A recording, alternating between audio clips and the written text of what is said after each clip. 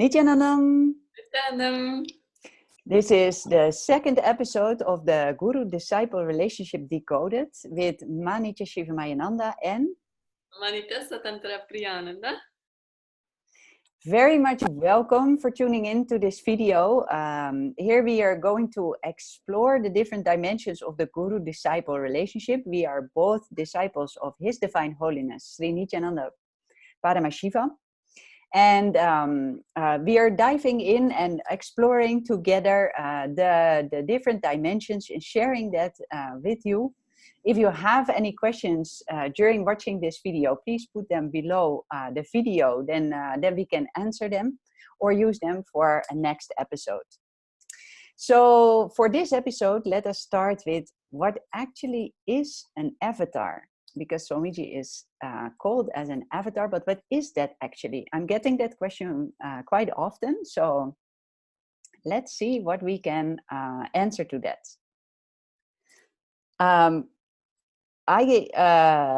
understand at first an avatar actually as someone who completely mastered oneness with the cosmos, who has gone beyond the mind, beyond any suffering or pain, beyond the duality of life. Yeah. And from that space, because he is so much established in that space, and there are more enlightened beings, but not all taking up the responsibility to also show this to others, to make it an experience for others. So that is how I understand initially an avatar, as a being who is so much established in that space and also able to show whoever is not in that space but seeking for those truths, making us experience that, giving glimpses. And then of course, it is our responsibility how intensely we are seeking to actually reach that ultimate state ourselves. But he is there to guide us and give us some guidelines, some techniques, and sometimes the direct experience in darshan or with initiation. So what is your understanding from an avatar? That makes so much sense, what you just shared, from not only like a logical, I mean, there's not so much that we can grasp on the logical level about, what is an avatar, but I really felt connected to what you share on the depth level. One thing that you shared that really struck me is that aspect of responsibility. Like you shared, there are many beings who have experienced enlightenment, but avatar really comes with a mission. Like that's how I see it, right? It's the avataric mission. And like you said, it is out of his tremendous compassion for the whole humanity that he comes in that form of pure light. He comes in that through that shaft of light to make as many beings as possible experience that state of avatar. And like you said, I totally connect to what you said when you share that he is the one who has experienced the whole cosmos within himself, and that he recognizes everything as himself, whether it's external, internal, there's no separation. And he wants to gift that experience of the ultimate, of experiencing ourselves as the whole cosmos, as Paramashiva, to as many people as possible. And when you started sharing, the first visualization that I had, the story of Krishna, like when he was a little boy, and then his mother came at some point to him, and when he opened his mouth, she looked into his mouth and she saw the whole cosmos, like all the planets, everything. So that's the very first visualization I got once you started sharing. So I feel like that is the space like of the avatar, that eternity, where the whole cosmos, all the happenings of life and death, the continuous flow just happens. So it's very hard to describe because it cannot be put in a frame, right? Because there's no boundary, there's no limit. It's like a space of eternal expansion. And because of our minds, like you shared, you know, Guru has gone beyond that. Like that doesn't even like exist, all the duality, all the mind. But for us, it's like we always try, you know, to frame everything, to put everything between, some lines. But, you know, the avatar comes to help us break all that, break that limitation, so that we can experience also that space of Swatantra, like that ultimate freedom. So this is just, very big. Like even we can't cognize it through our mind, right? No, I think when we fully do, we are enlightened. That's it. And like how they say, knowing the whole Brahmanda is becoming it. It's becoming it, and then there's no more questioning in that space. It's just a state, right? And the whole, even this physical body is not a physical body anymore. It's just the whole thing is porous, right? And we can feel like the whole cosmos happening like through us and radiating from inside out. And there's just, that's the way I see it. Yeah, no more separation. Yes, absolutely. And what I again and again and again feel somehow when Swamiji is sharing all these deeper truths, and also like sometimes very practical. When I was in the Adinam and he was there to have meetings with us and sit with us, and like how you see him moving around, and somehow he continuously is the whole cosmos, and at the same time he knows to still operate through this body also. Mm-hmm, And mm-hmm. well, my experience still is the other way around. I am on a daily basis very much still tied to this body, with all my desires and thought process and those kind of things, and then sometimes have these glimpses of that we're actually the whole cosmos. Yeah. So Also, and yeah, go ahead. operating through all the different lokas simultaneously also, right? Like this reality is Yeah. not physical plane. And Swamiji was sharing, there's one component that follows through all the different lokas, and that is his breath. His breath Yes. is the same through all the lokas. So And like, actually, you're touching also upon an important point, in the sense that people sometimes ask me, like, why did you pick His Divine Holiness as your guru? oh, Why not? Because there are so many teachers out there. There are more enlightened beings. Why him? yeah, And like with all I have been seeking and searching around the world, the beings that I've met and also not met, but met through the books that they have been writing or the videos that they have been making, and all of that, through all of that seeking, I have like, recognized, I think that is the right word, that like he is going even way beyond all what all the other people show. definitely. Because they can have an amazing space, and also like share so many valuable truths, for sure. And but like how Swamiji just like that travels through all the 14 lokas, and can explain to us, and even can take us there, time traveling. And I mean, I have been experienced also, like when I am here on my own, raising my own frequency, actually then he is very much guiding me still, so I'm not doing it myself, but it is at least different than like the experience that I had in certain programs where he is directly doing processes with everybody who is there in the room. Then suddenly, plop, you start to manifest all kinds of powers that you would never have imagined that are possible. I have been projecting myself at other places, and people were able to see me there, and without me saying anything, exactly point out where I was, while the physical body was just sitting here. Like those kind of amazing power manifestations, he can just do that. Exactly. Exactly. I think we can all agree that we have tremendous respect for every single, you know, enlightened being and teacher and all the other gurus. And but like you say, there's just something about Swamiji, and that thing for me is, like you said, those powers. It's the Shakti, right? Like he can awaken the Shakti, like that divine power inside of ourselves, just like that. And while doing it, he's actually so protective of our nervous system, so he knows exactly like all the wiring, and it's the safest space basically to experience all of these higher dimensions.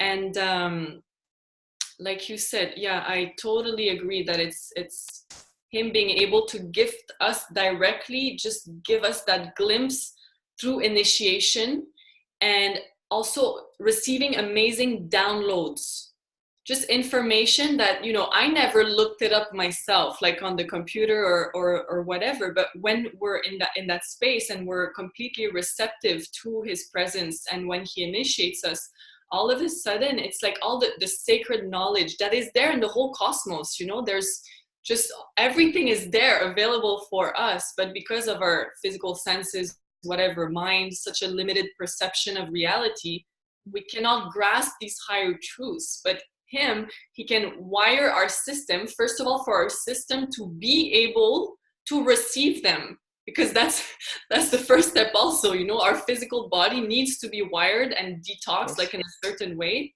so that we can have access.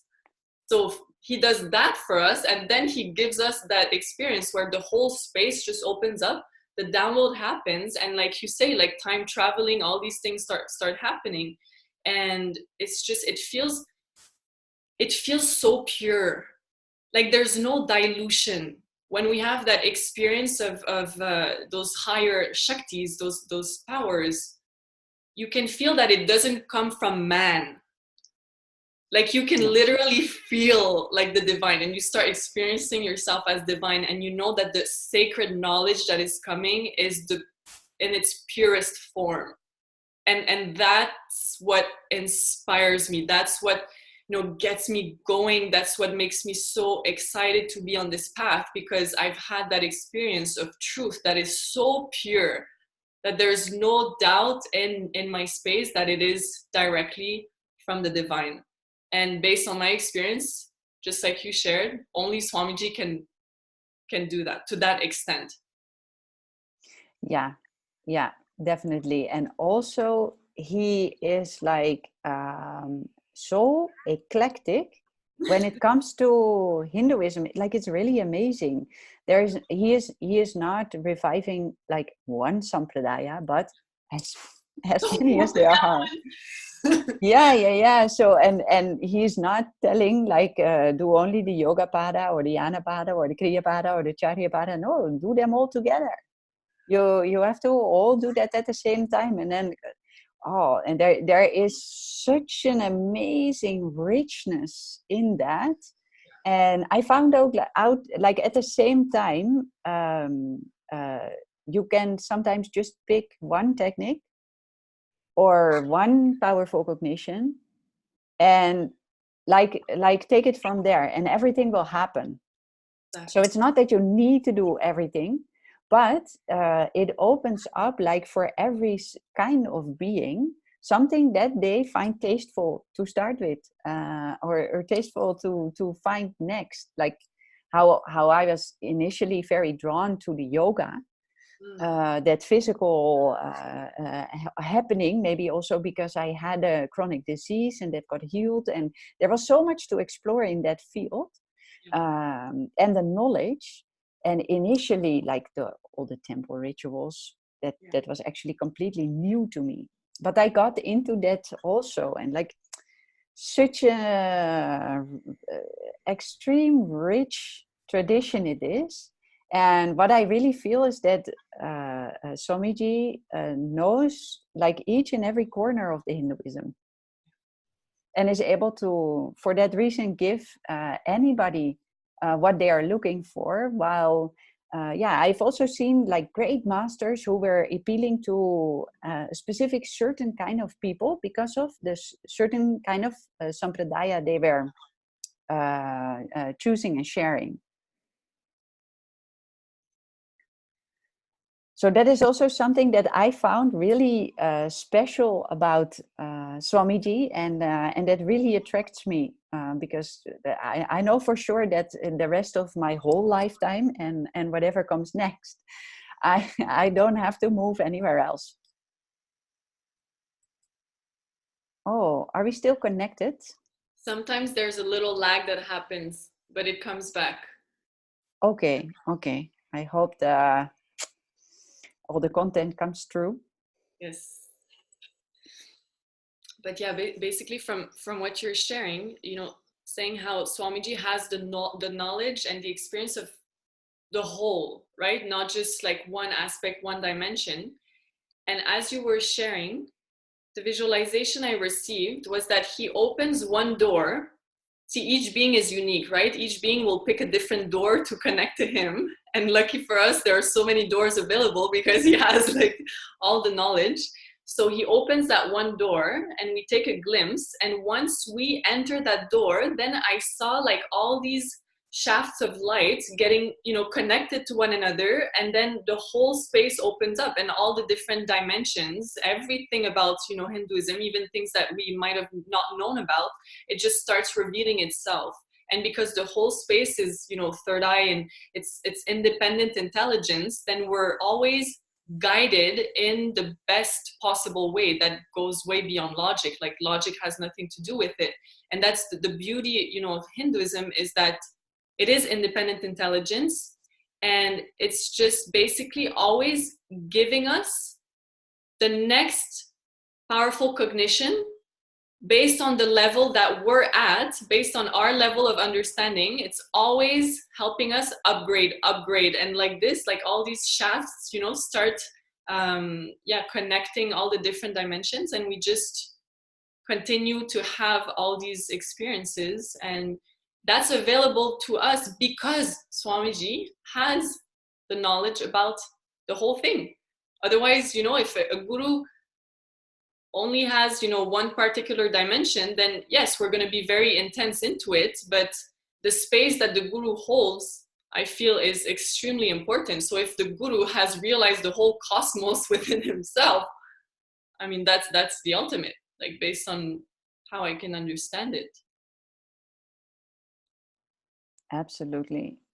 It is like too amazing when you start grasping what actually he is doing. Yeah. It is just too amazing to wrap your head around. I mean, I have seen him in the Adinam, like literally working continuously, only making himself like each and every moment of the day available to us, to learn, to share all his knowledge, to share his powers, to share his guidance for each and every one.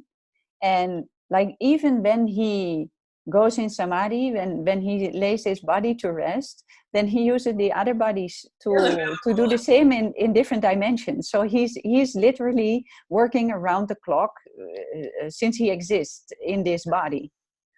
And to see that, like, that is so amazing, but because it really makes you wonder, like, why is he doing this? Because we all know, like, so many of us who in the society, we all of us have a certain agenda, something that we want.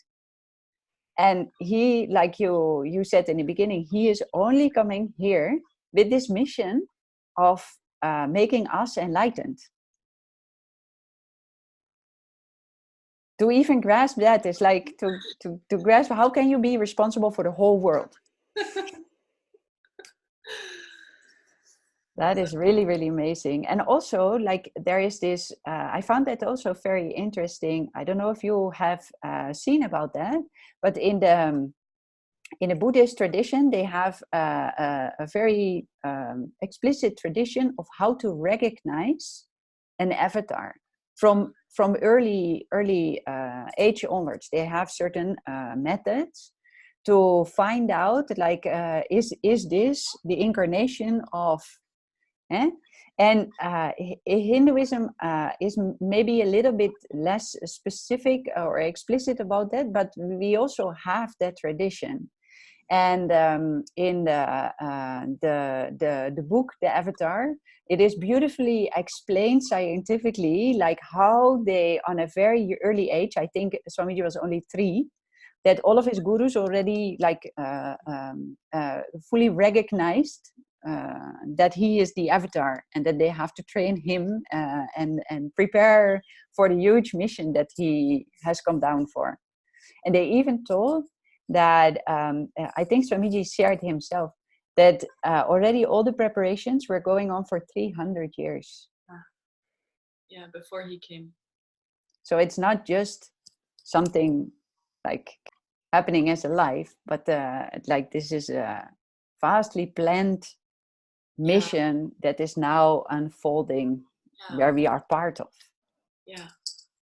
So there's such a science and a process to the descent of an avatar, right? Like you say, it's not just it's definitely not random, you know, just like that from one day to the next. There's such an intelligence. So many beings are prepared, actually, and have started preparing and have come together for the sake of humanity, because actually Avatar comes down in the body, not randomly either. There's a specific reason, because so many beings want liberation, right? Swamiji shared that because the yearning is so strong in so many beings, that Paramashiva, out of his compassion, decides to take the body to guide those beings who want to get liberated. So yes, absolutely. And I can remember that the first time that somebody told me about this, and also about that so many beings actually specifically consciously decided to come here in this time frame to be part of this mission. And that touched me so deeply that I felt strongly like, okay, that now you are connecting for me the dots. Always this question has been here, like, what am I doing? I'm not able to find it. there is something more that, and suddenly it clicked. And that whole question finally got solved and became redundant. Like, okay, I found what I'm here for. Oh yeah.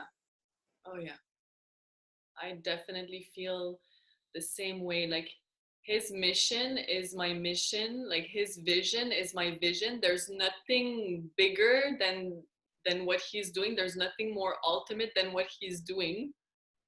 And once we start recognizing that, again, like you shared, it's such a relief for the being, because all you need to do now is align and just have that constant, you know, curiosity, and the whole thing is just so, life becomes such a celebration.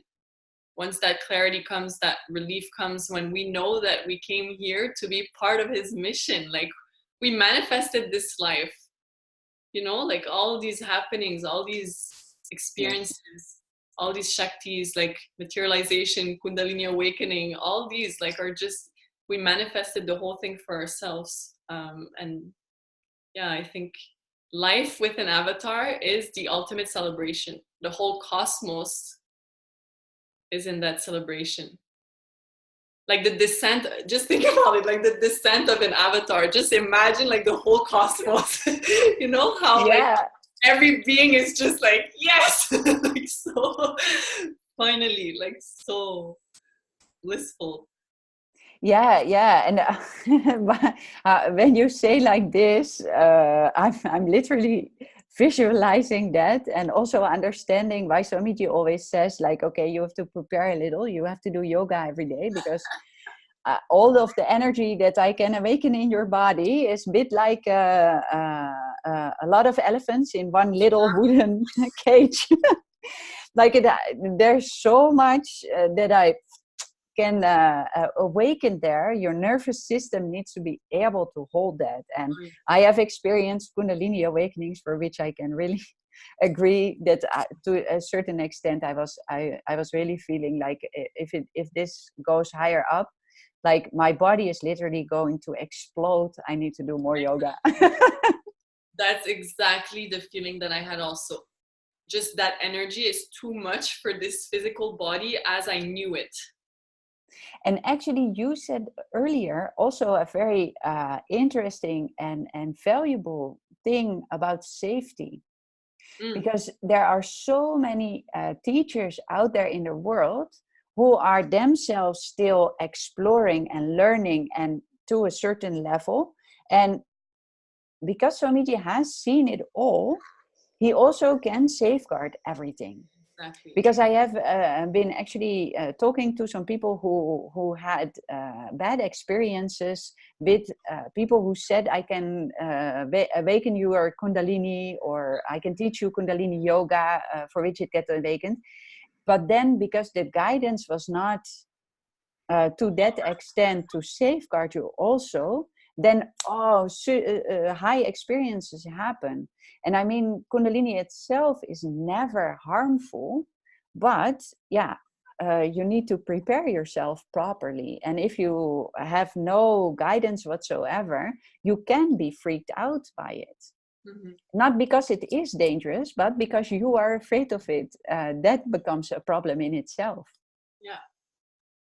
So that is also like, I'm so grateful to have the right guru. Yeah. In that sense also, I feel always completely safe and protected in whatever experiences Swamiji guides me through, because he knows exactly what he is doing.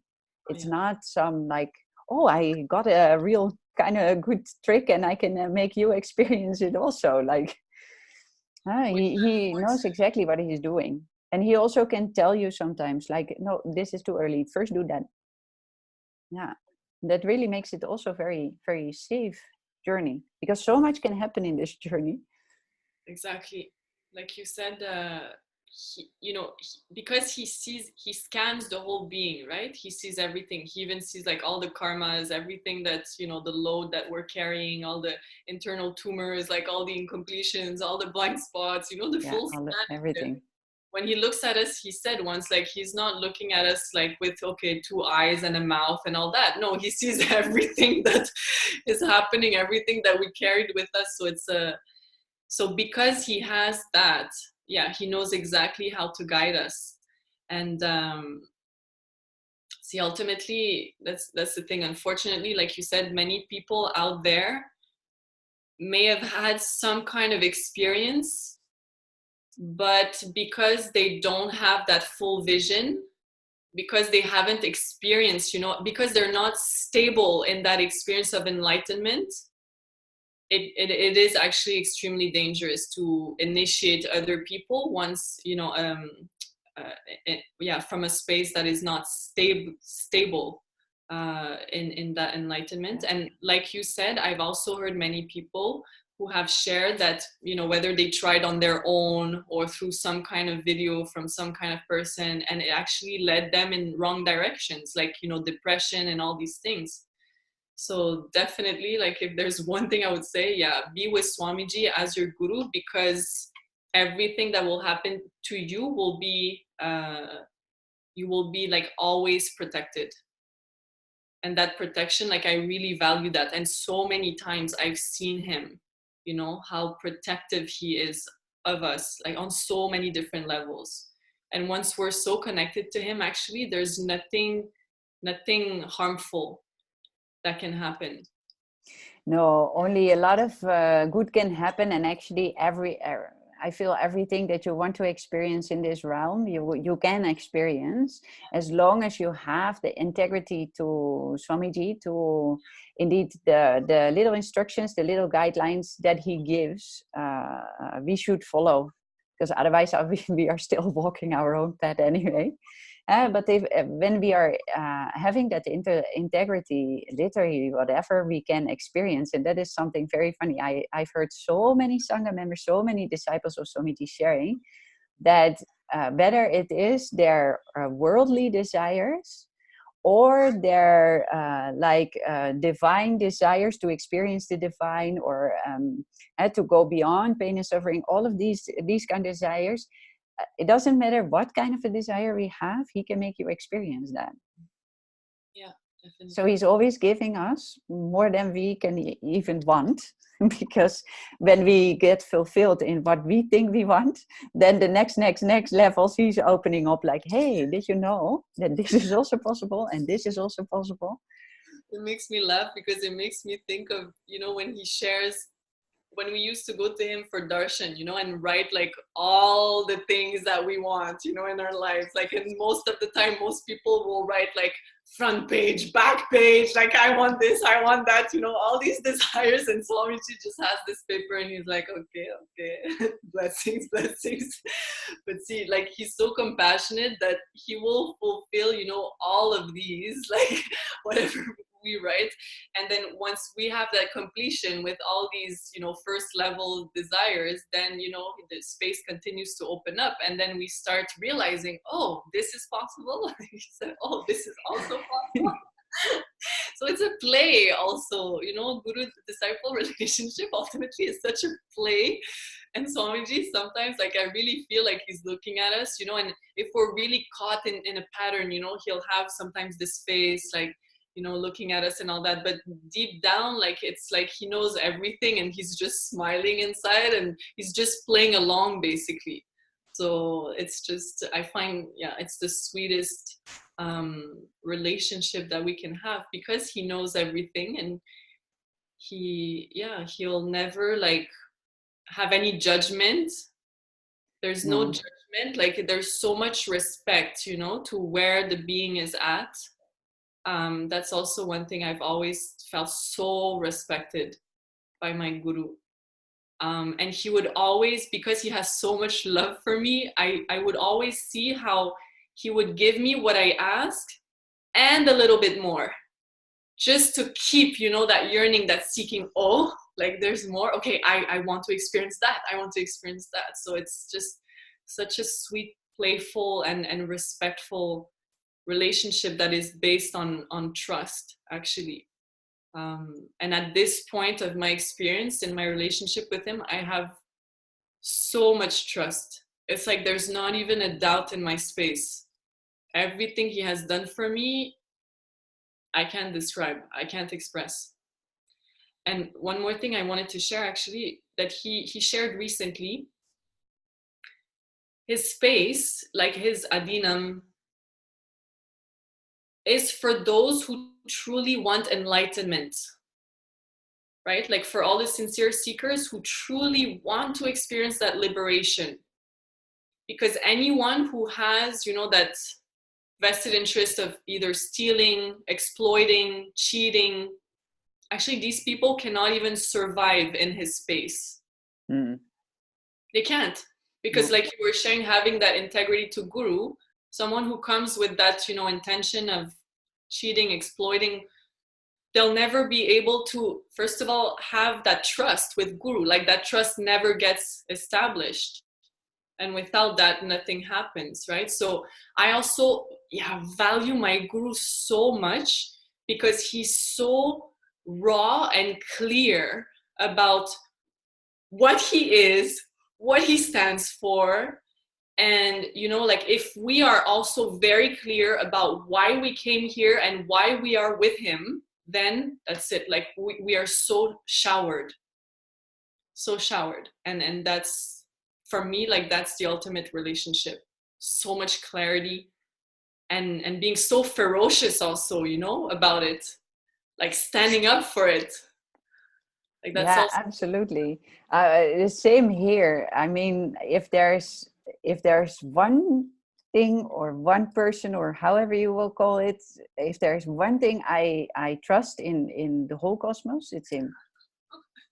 Really, I mean, it's so clear through all of the experiences that I have, that even though we are forgetful, we take things sometimes for granted, we are sometimes so stupid in making the same mistake over and over again, he will never give up on us. And where in the cosmos can you find somebody who is not giving up on you ever?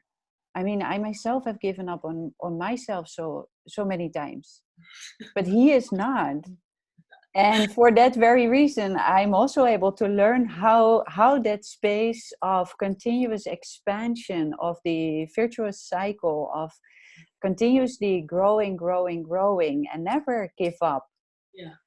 for even a moment, how that space is actually working inside of you. Yeah. He's really manifesting that in me also. And of course, all the I don't want anybody who is watching now for the first time thinking like, oh, did you do that immediately the first time you met him? Well, there was indeed, the first time I met him, immediately something touched very deeply inside. But there was also a lot of noise around, like my mind questioning, like, really? Can such a being exist? Is this real? Of course, that also happened. But that is experiences that you go through. And because of those experiences, I'm now so much established in the trust that I have right now. And that, I mean, I'm sure it can further on expand. Yeah. How was that for you when you first met Swamiji? You immediately felt a deep click? Yeah, because of the way that he called me, because me going to him was not a logical decision, because the way that I came to him was him directly telling me to go. It came from like a divine calling. It came from inside the being. Like you say, you know, it touched you so deeply. It comes from the depth level. And that connection just got established just like that. There was nothing logical about it. Of course, when I first attended my first program, there was a lot of things, you know, about the culture itself that I had no idea about, you know, and that for me was like, okay, there was a big learning curve in that sense. Yes. Huge, like things, you know, even that, you know, we're not supposed to do that I was doing. And then I was like, oh, you know, like so many little things like that, about the culture itself. But in terms of the relationship with him, because of the way that that connection got established in the first place, there was no doubt. Like I knew that he was the one I wanted to be with. So that was there. So for me, yeah, all the noise, like you were saying, was about all the other things like related to Hinduism, which I mean, I didn't know about. Yeah, it's funny because now, you know, when I think of where I'm at, and I'm sure you can relate to that, it's the whole thing seems so easy. The whole thing seems like, you know, it just happened from one day to the next, and then it was always that way, you know, but it really wasn't. And on the path, I went through a lot of emotional ups and downs also. Like, especially in the beginning, it was not like this steady path, you know, like, oh, high bliss, you know, all the time. No, because his energy field, imagine like the whole cosmos radiating through his body, the energy field is so powerful that it just brings up all those incompletions, you know, all the tumors that are sitting and growing inside of us, everything comes up. So in the beginning, many times I've had to face these, you know, just coming up. And I remember at some point I'll share something, maybe it'll just give some hope to many people watching, you know, like now the way I express, you know, my space is so unshakable. But at some point, a few years back, one of those like tumors came up and I had to face it. And what happened, and I was in a program in Swamiji's physical presence. And in that moment, the depression that awakened within me was so big that I felt like I lost everything. I had never experienced that in my life. I felt like my whole seeking itself was gone. I'm not even joking. Like, I really felt like the whole thing was gone. My whole connection to the divine was gone. Like, I couldn't connect to him anymore. Everything was gone. I didn't want to be there. Like, this tantrum was coming. And I remember during darshan, I went to him and I wrote him this letter just with all that pus, you know, like expressing everything that was coming out like that. And he just looked at me. And at that moment, he looked and he asked me a few questions, and I could see that it was a different expression in his being. You know, he was deeply like concerned and just attending to. And I knew that despite what I was going through, that intense depression and even like the suicidal thoughts, you know, everything that had been just repressed, and it just all came out at the same time. And I knew that despite what I was going through, he was attending to me. And that's when one of the most beautiful miracles happened in my life. So I was in his adinam and we were waiting for him. It was a few days later. And I was speaking to someone, and all of a sudden everybody says, you know, oh, Swamiji's coming, Swamiji's coming. So I get up and I just look at my feet for no particular reason. And there it is, like a beautiful peacock feather. And I had never seen like a peacock in the adinam at that time. There was no other feather on the ground. There was just that one peacock feather that was at my foot. And I picked it up. At the time, I didn't even know that the peacock feather was Krishna. I didn't know because I didn't have that knowledge. And then, you know, it's my mother who later told me, like, this is Krishna, right? And so I kept it with me, that feather. And in that same program, I had bought the book of Bhagavad Gita Decoded by Swamiji. And when I came back from the program, I started reading this book and seeing the relationship between Krishna and Arjuna. That relationship healed, like it just healed everything about my being. And, you know, everything was set up in such a beautiful way that was not, you know, shocking for my system. Like Swamiji really like attended to me in such a way that was so respectful of where I was at. And yet like the whole thing was so intelligently, I don't know if that's a word, planned in such an intelligent way that once I started just opening this book and experiencing that trust between Krishna and Arjuna, the whole thing, just my whole seeking, my whole connection to him, it just exploded in my being. It just all came back, but in a different way. Like it was just so stable. And it's like I had to go through that to realize, you know, how sweet this relationship is. You know, how whatever we need to go through, he will be right there with us. Even at times when we feel like he's not there, he's not attending, you know, I don't even feel connected to him anymore.